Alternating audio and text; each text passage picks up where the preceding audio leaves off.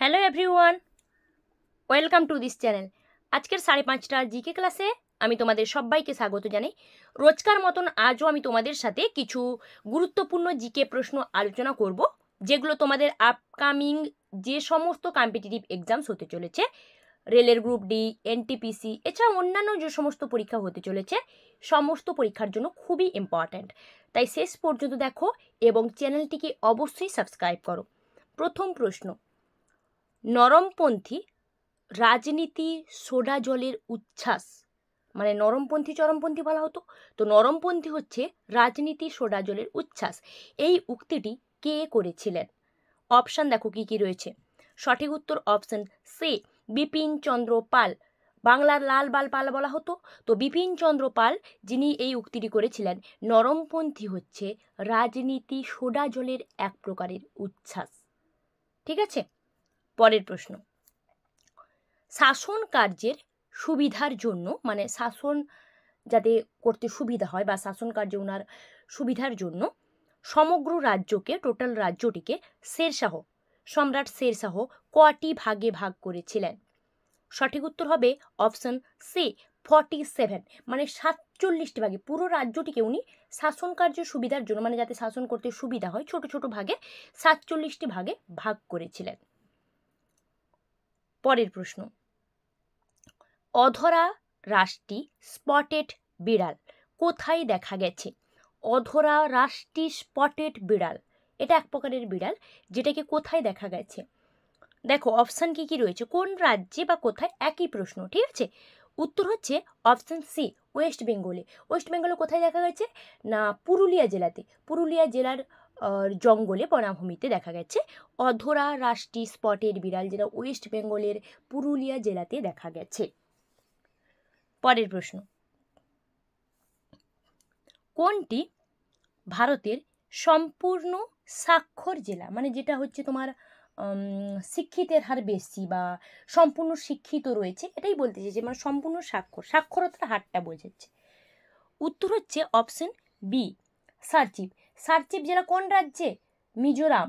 মিজোরাম রাজ্যে রয়েছে। মিজোরামের সার্চিপ হচ্ছে তোমার ইন্ডিয়ার মধ্যে সম্পূর্ণ সাক্ষর জেলা। ঠিক আছে, নেক্সট কি বলেছে দেখি, 5 নম্বর, ফুটলুজ কোন শিল্পের অন্তর্গত? ফুটলুজ, দেখো অপশান কি কি রয়েছে, এর মধ্যে কোন শিল্পের সাথে এটা সম্পর্ক রয়েছে? ফুটলুজ। সঠিক উত্তর কি হবে? সঠিক উত্তর অপশান এ, কার্পাস বয়ন শিল্প। কার্পাস বয়ন শিল্পের সঙ্গে ফুটলুজ কথাটি সম্পর্কিত, বা ফুটলুজ হচ্ছে তোমার কার্পাস বয়ন শিল্পের অন্তর্গত। ঠিক আছে, বোঝাতে পারলাম? Next, the soul of India, মানে ভারতের আত্মা, যেটাকে বলা হচ্ছে ভারতের আত্মা, that is the soul of India, এই গ্রন্থটির রচয়িতা কে বা গ্রন্থটি কে রচনা করেছেন? অপশান দেখো কি কি রয়েছে। সঠিক উত্তর কি হবে? সঠিক উত্তর option B, Bipin Chandra Pal. The soul of India বা ভারতের আত্মা, এই গ্রন্থটি রচনা করেছেন বিপিন চন্দ্র পাল। পরের প্রশ্ন, কত সালে ভারতীয় নাগরিকত্ব আইন পাশ হয়?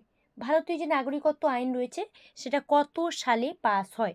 দেখো অপশানে সালগুলো দেয়া রয়েছে, কত সালে?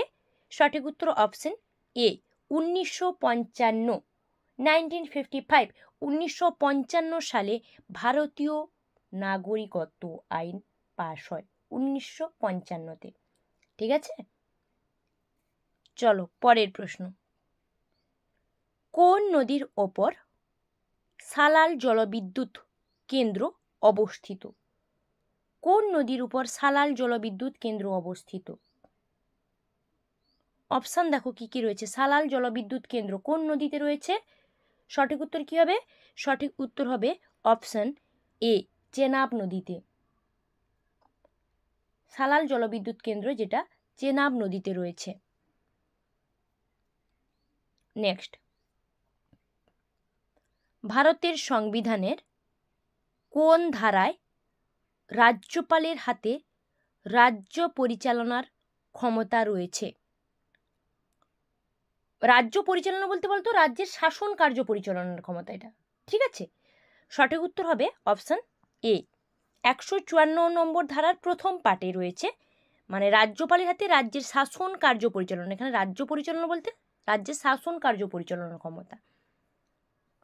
পরের প্রশ্ন, কোনটি পাললিক শিলা নয়? মানে অপশান যেগুলো দেয়া রয়েছে তার মধ্যে পাললিক শিলা নয় কোনটি? অপশান দেখো কি কি রয়েছে। পাললিক শিলা নয় কোনটি, কি হবে বলো তো আনসার? অপশান তো দেয়া রয়েছে, কমেন্ট করে জানাও কি হতে পারে আনসার। সঠিক উত্তর হবে অপশান ডি, ডলোরাইট, যেটা হচ্ছে পাললিক শিলা নয়, ডলোরাইট। বাদ বাকি কয়লা, তোমার কংগ্লোমারেট বা ডলোমাইট, এগুলো সব কিন্তু পাললিক শিলার আন্ডারে পড়ছে, বাট ডলোরাইট ওটা পাললিক শিলা নয়। ঠিক আছে, অপশান ডি হচ্ছে কারেক্ট আনসার। বুঝতে পারলাম?